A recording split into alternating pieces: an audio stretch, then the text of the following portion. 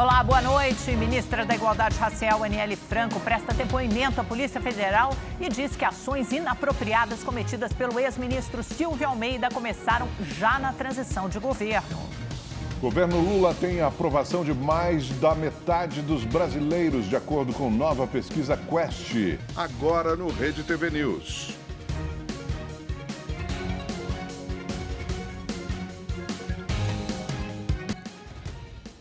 As armas de gel viraram febre nas comunidades do Rio de Janeiro. Especialistas e autoridades alertam que a brincadeira pode ser um risco para a segurança.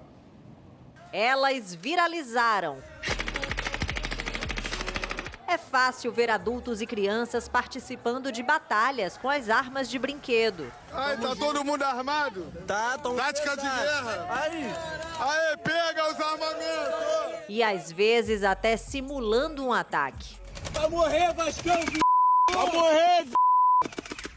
As armas de gel são vendidas na internet e no comércio popular com preços a partir de R$50. Tem colorida e camuflagem militar. São, a princípio, inofensivas.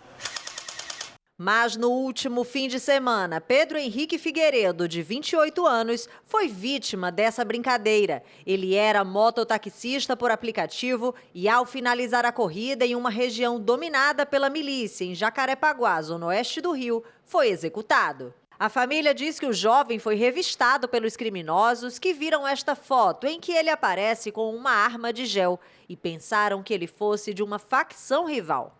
A morte do jovem acende um alerta para o perigo das brincadeiras com armas de gel, que podem facilmente serem confundidas com armamentos verdadeiros, tanto por criminosos quanto por agentes de segurança, principalmente em uma cidade como o Rio, com histórico de frequentes casos de violência e operações policiais. Há que lembrar que no Rio de Janeiro, um cidadão portando uma furadeira, consertando a sua casa, foi alvejado a queima-roupa porque se confundiu furadeira com arma, se confundiu guarda-chuva com arma. Então, na memória da população, é a ideia de que vale tudo, de que não pode tudo na segurança pública. Os jovens que estão brincando de batalhas, como podemos brincar com armas de gel, soltando bolinha de sabão, por exemplo, ou qualquer outra coisa, não põe em risco ninguém a não ser a si mesmos, num cenário como o Rio de Janeiro, em que atira-se primeiro, pergunta-se depois. São brinquedos que estão sendo pintadas para se parecerem mais com armas de fogo. Então, o alerta que a gente faz é que tenham cuidado ao pintar essas armas e principalmente pelo uso delas em vias públicas. Isso pode confundir o operador de segurança pública e obviamente, gerar risco para quem está usando. Uma procissão religiosa em Fortaleza foi interrompida com tiroteios e uma pessoa foi assassinada. Durante o encerramento dos festejos da padroeira da paróquia de Santa Terezinha do Menino de Jesus, na noite de ontem, na periferia da capital do Ceará, um jovem de 27 anos morreu e 2 pessoas foram baleadas depois que criminosos dispararam cerca de 15 tiros. Segundo a Secretaria de Segurança Pública, o homem assassinado tinha passagens pela polícia. A paróquia lamentou o ocorrido, informou que uma perseguição ocorreu ao lado da procissão e que as vítimas não faziam parte do festejo. A Delegacia de Homicídios passou a investigar a morte do menino Ítalo Rafael Tobias, de 7 anos, no Rio de Janeiro. A polícia acredita que ele tenha comido um bombom envenenado com chumbinho, oferecido por uma mulher quando o garoto voltava da escola. Os agentes fazem buscas para tentar identificar a suspeita. Outro menino com quem Ítalo compartilhou o doce, Benjamin Rodrigues Ribeiro, de 6 anos, permanece internado em estado grave. A ministra da Igualdade Racial, Aniele Franco, prestou depoimento na Polícia Federal em Brasília sobre as denúncias de assédio contra o ex-ministro dos Direitos Humanos, Silvio Almeida. O repórter Igor Damasceno está ao vivo, tem mais informações em Brasília. Oi, Igor, boa noite. E, infelizmente, as informações, o relato é muito grave, né?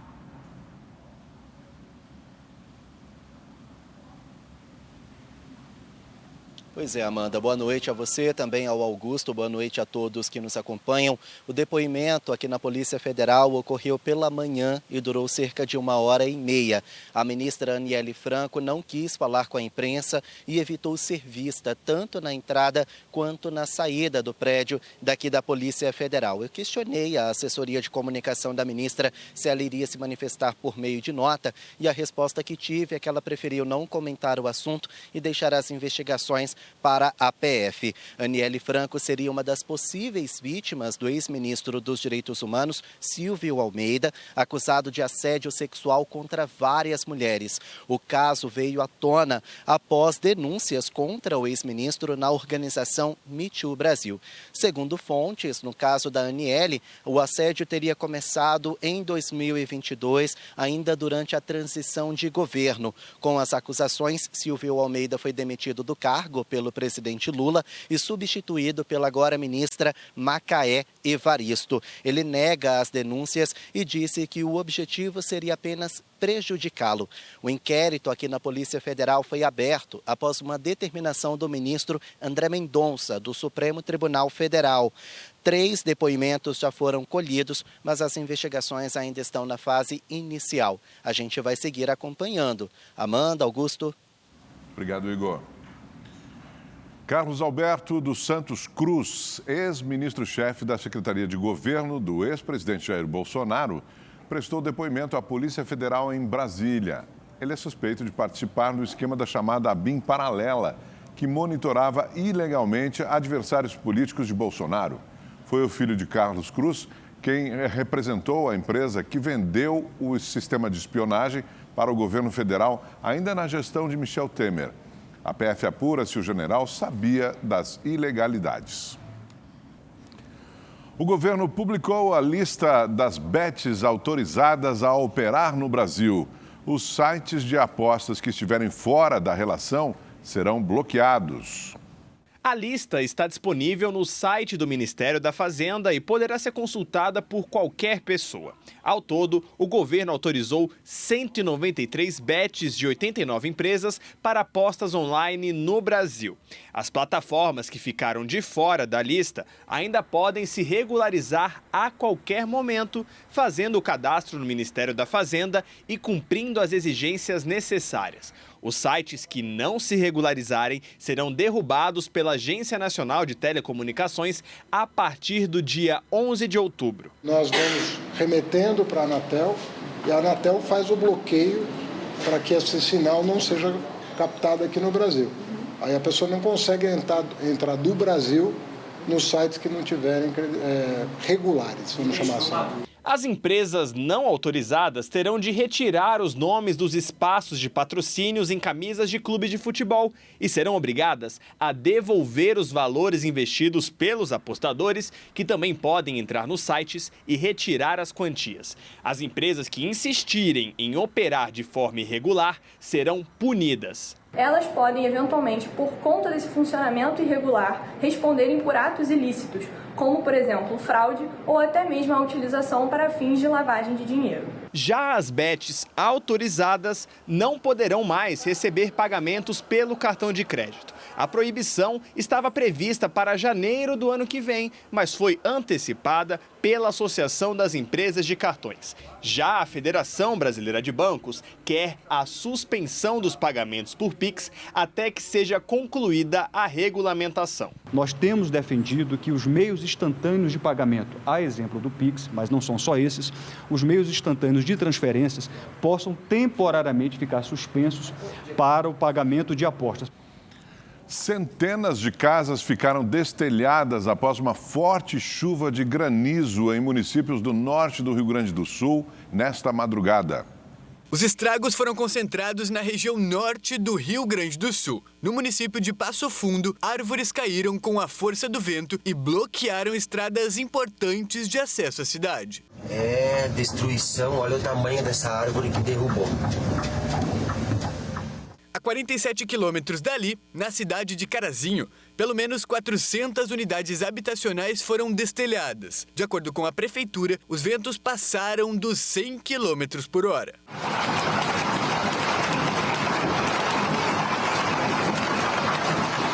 estamos providenciando compra de telhas, as lonas já estamos distribuindo já durante a madrugada, via Corpo de Bombeiros, via Defesa Civil, para minimizar os impactos na população. E estamos agora trabalhando para recuperar e recolocar o telhado nas casas. Em Santa Rosa, no noroeste gaúcho, uma câmera de segurança flagrou o temporal. Bastou 10 minutos para o pátio desta casa ficar coberto por pedras de gelo. Olha a quantidade. Isso já passou mais de 5 minutos que parou, né? E ainda tem. Pelo menos 55 municípios gaúchos já reportaram estragos devido às fortes chuvas. 8 deles decretaram situação de emergência. Na região metropolitana, mais de 400 raios foram registrados entre a noite de ontem e a madrugada de hoje. Ao todo, 407 feixes de luz foram flagrados pelo Observatório Espacial Heller-Young, que fica na cidade de Taquara. De acordo com o Instituto Nacional de Meteorologia, a região norte do Rio Grande do Sul, o estado de Santa Catarina e parte do Paraná devem ficar em alerta para tempestades. Bom, vamos saber então o que esperar do tempo para amanhã em todo o Brasil com o nosso Igor Silveira. Igor, quando eu entrei aqui na Rede TV à tarde, eu já senti um ventinho mais fresco batendo. É amanhã que o tempo muda? Exatamente. Boa noite, Amanda. Boa noite, Augusto. Boa noite para você que está em casa. Sim, a partir de amanhã o tempo muda já em grande parte do país. Em todo o centro-sul do país, olha, o tempo segue instável por causa do avanço da frente fria. No Paraná e em Santa Catarina, a chuva é mais forte, volumosa e ela pode vir acompanhada de trovoadas e ventania. No Rio Grande do Sul, ela perde força. O sol até aparece, só que não esquenta muito. Olha, é o caso de Bagé, no Rio Grande do Sul. Por lá não tem previsão de chuva, mas tem risco de geada amanhã, porque a temperatura mínima começa na casa dos 5 graus e a máxima não passa dos 18 graus. Aqui na capital paulista, hoje esquentou bastante, mas agora realmente já tem bastante ventania, já dá para perceber essa mudança no tempo. E amanhã a máxima não passa dos 23 graus. Olha, na sexta-feira cai para 20 graus. A partir de sábado volta a subir, os termômetros podem chegar na casa dos 25 e no domingo 28 graus de máxima. No Rio de Janeiro, hoje esquentou bastante por lá, inclusive a capital fluminense bateu o recorde do dia mais quente do ano. Olha, os termômetros chegaram na casa dos 39,9 graus. Por isso que eles entraram aí no nível 2 de calor. Isso acontece quando os termômetros ficam de 1 a 2 dias consecutivos por mais de 4 horas com os termômetros acima de entre 36 e 40 graus. E foi exatamente isso que aconteceu por lá. Amanhã, com a chegada da frente fria, não esquenta muito. Então, a máxima não passa dos 26 graus e tem previsão de chuva em algumas regiões. Belo Horizonte marcando 35 graus de máxima e Vitória, no Espírito Santo, 32 graus. No interior nordestino, o calor continua, então atenção para a umidade relativa do ar, que pode ficar abaixo dos 20%. Agora, por causa da brisa marítima, tem previsão de chuva em pontos do litoral. Na região norte, tempo instável e com chuva mais concentrada entre Roraima, Amazonas e também, olha, e aqui também em Roraima. Só que assim, os termômetros ainda seguem altos por lá, viu? A máxima pode chegar na casa dos 34 graus amanhã em Manaus. No centro do país, máximas de 41 graus. Agora, voltando para o Nordeste, 30 graus amanhã em Salvador. Boa noite para todo mundo. Amanda, Augusto. Boa noite, até amanhã, Igor. O ministro de Minas e Energia, Alexandre Silveira, voltou a falar sobre retorno do horário de verão.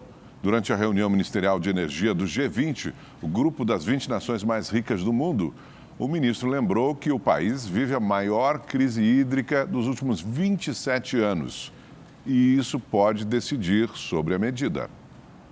O horário de verão é uma possibilidade real, essa decisão não está tomada, mas já é público que, se não houver nada que possa mudar o atual quadro nos próximos dias, a necessidade do horário de verão para o mês de novembro pode se tornar uma realidade muito premente.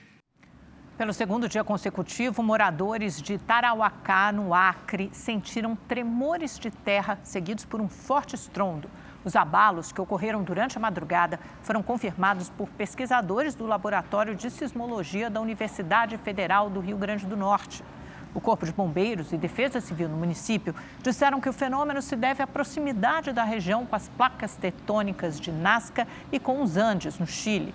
Por lá, os tremores são comuns e podem ser sentidos no Brasil. Com a onda de calor e o período de estiagem em São Paulo, o cheiro do Rio Pinheiros ficou mais forte que o normal. Tem algo estranho nessa água do Rio Pinheiros e o Tiago percebeu. Tá mais esverdeada, parece, tá diferente, não tá como tava antigamente também não, tá diferente.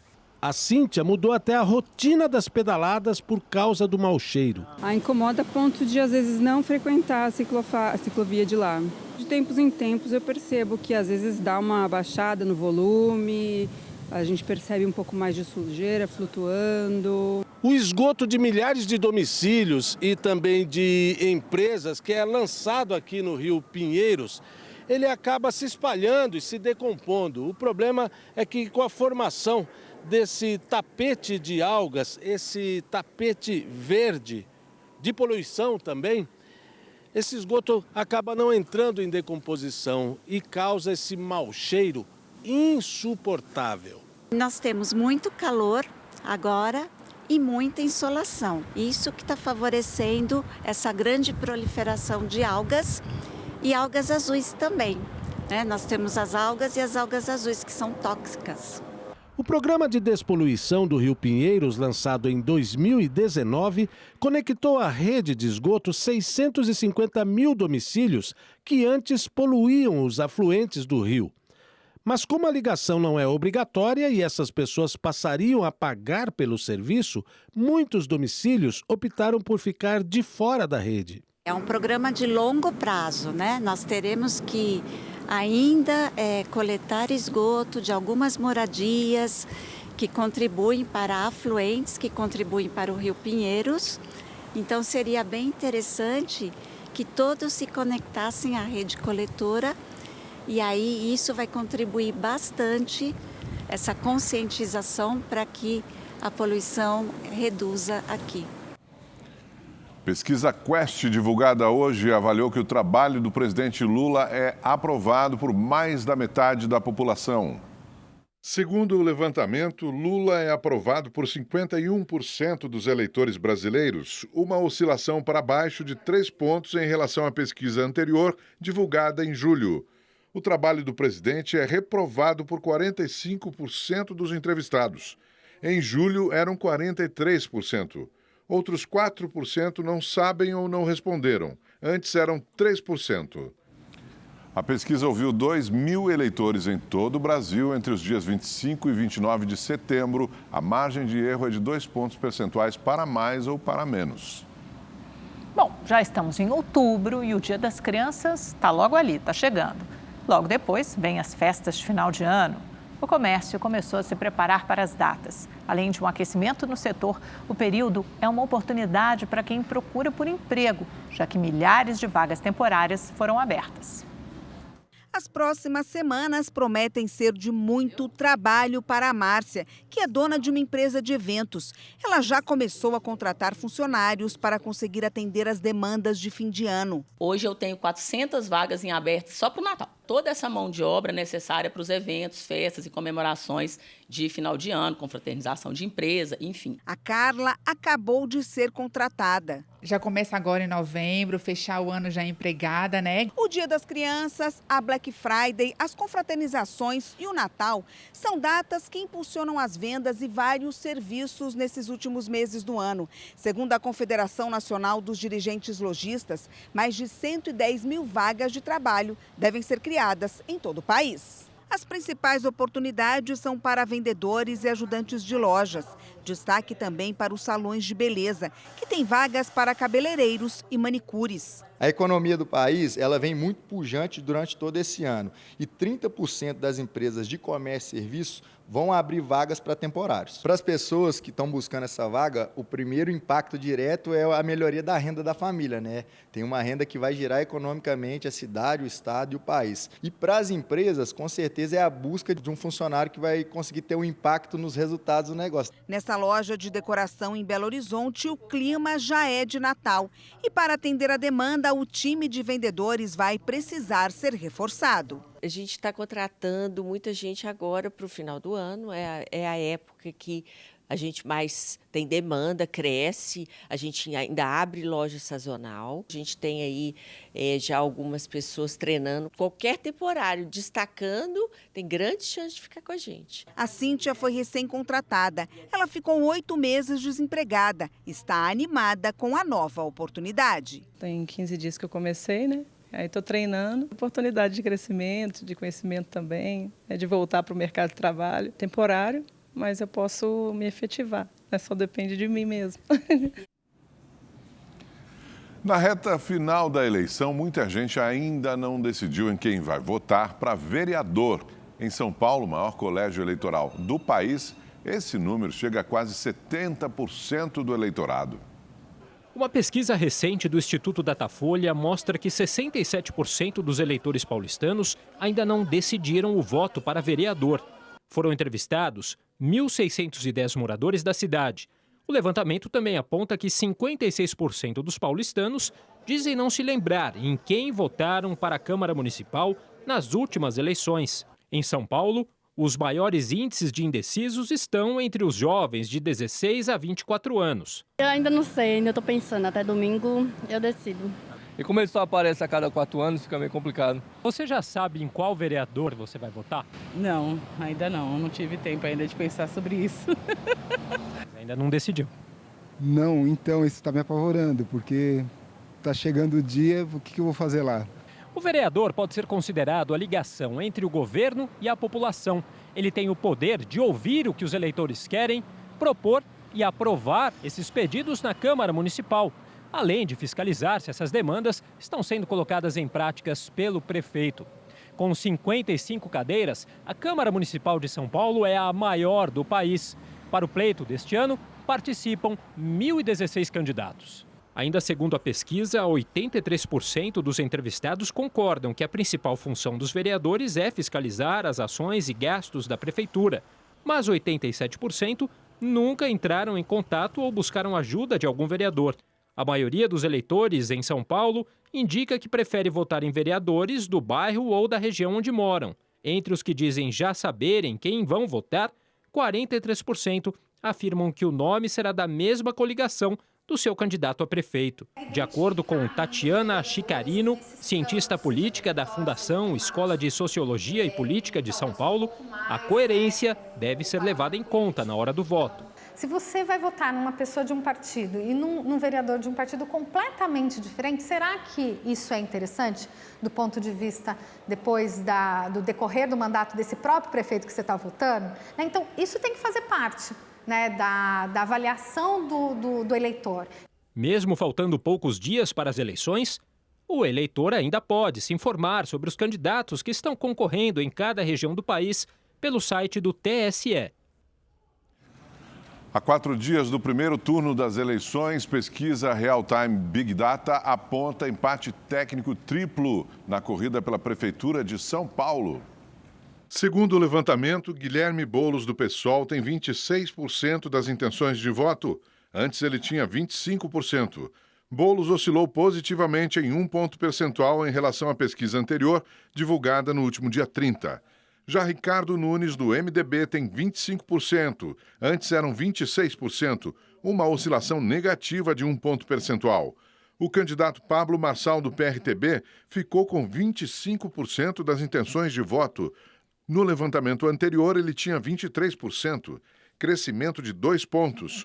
Boulos, Nunes e Marçal estão empatados tecnicamente dentro da margem de erro, que é de 3 pontos percentuais para mais ou para menos. Em seguida, vem a deputada Tabata Amaral, do PSB, que tem 11%. Na última pesquisa, estava com 10%. O apresentador José Luiz da Atena, do PSDB, aparece em 5º lugar com 3%. No último levantamento, tinha 5%.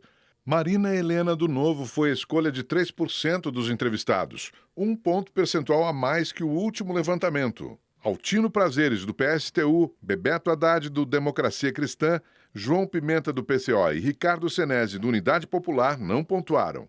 Aqueles que declararam que votariam em branco ou nulo somaram 4% e aqueles que não sabem ou não responderam, 3%. A pesquisa também perguntou aos entrevistados sobre as intenções de votos em um possível segundo turno entre o deputado federal Guilherme Boulos e o influenciador Pablo Marçal. Neste cenário, Boulos venceria com 40% contra 39% de Marçal. 12% responderam que votariam em branco ou nulo e 9% não souberam responder. Em um outro cenário de segundo turno entre os candidatos Guilherme Boulos e Ricardo Nunes, Nunes venceria com 48% das intenções de voto contra 35% de Boulos. 9% responderam que votariam em branco ou nulo e 8% não souberam ou não responderam à pesquisa. Em um outro cenário de segundo turno, entre os candidatos Ricardo Nunes e Pablo Marçal, Nunes venceria com 44% das intenções de voto contra 34% de Pablo Marçal. 12% responderam que votariam em branco ou nulo e 10% não souberam responder. A Real Time Big Data entrevistou 1.500 eleitores entre segunda-feira, dia 30 e terça, dia 1º. A margem de erro é de 3 pontos percentuais para mais ou para menos. O Tribunal Superior Eleitoral alertou sobre o prazo para baixar ou atualizar o e-título. A data limite para baixar e conseguir usar o app ainda no primeiro turno é dia 5 de outubro, um dia antes da votação. O aplicativo da Justiça Eleitoral pode ser utilizado como documento de identificação oficial durante a votação no próximo domingo. Mas, para isso, é necessário garantir que o app esteja atualizado, bem como as informações oficiais contidas nele. De acordo com o TSE, cerca de 46 milhões de brasileiros já estão cadastrados no e-título.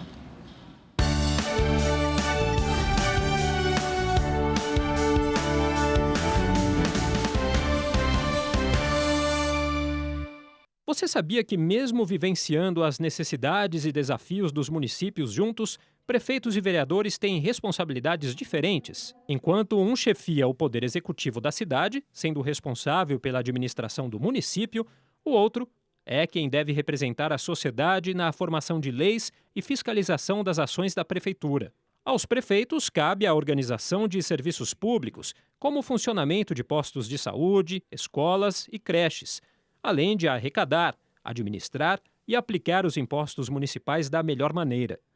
São responsáveis pelo desenvolvimento urbano, apresentação de projetos de lei à Câmara e sanção ou vedação de projetos aprovados pelo Legislativo. Já os vereadores devem propor, analisar, votar e aprovar leis, além de alterar diretrizes já existentes. Acompanhar os projetos, programas e ações da Prefeitura, principalmente o cumprimento das leis e do orçamento. A cidade de Biúna, no interior de São Paulo, é sede de um dos maiores encontros empresariais do país. No segundo dia de evento, a tecnologia foi um dos temas principais.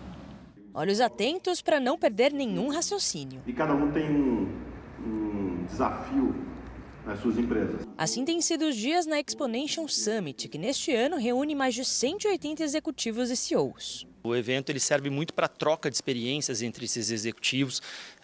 Os negócios estão mudando muito rápido hoje em dia, né, com inteligência artificial, transformação digital, e um ambiente como esse, seguro, pequeno, exclusivo, onde eles possam trazer suas dores, seus cases de sucesso, trocar experiências, né? O que é o problema de um pode ser a solução do outro.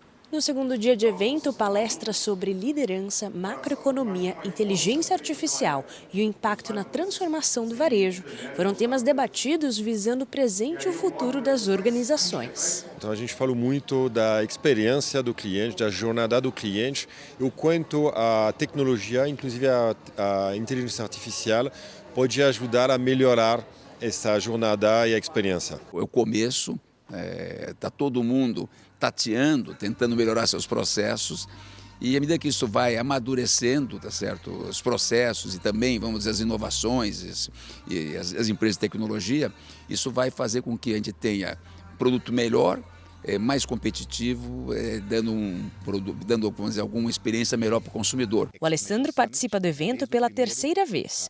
Além dos avanços tecnológicos, ele destacou a economia como um dos pontos de atenção do mercado. O que os grandes bancos, os grandes economistas estão pensando sobre o nosso futuro, principalmente aqui no Brasil, né? E naturalmente agora uma palestra sobre inteligência artificial aplicada aos negócios. Ou seja, você tem um combo aí maravilhoso: pessoas, tecnologia e mercado. Já o Maurício, estreante no encontro, busca aprender com os encontros e soluções compartilhadas pelos líderes que atuam em diferentes setores do mercado. Hoje eu já tive a oportunidade de estar com gente do segmento de café, de chocolates, ontem muita gente do varejo de uma forma geral.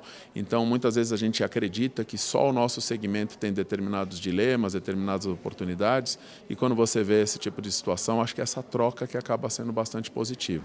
Uma ferramenta de inteligência artificial ajudou a zerar os processos no gabinete de um dos desembargadores do Tribunal de Justiça de Pernambuco.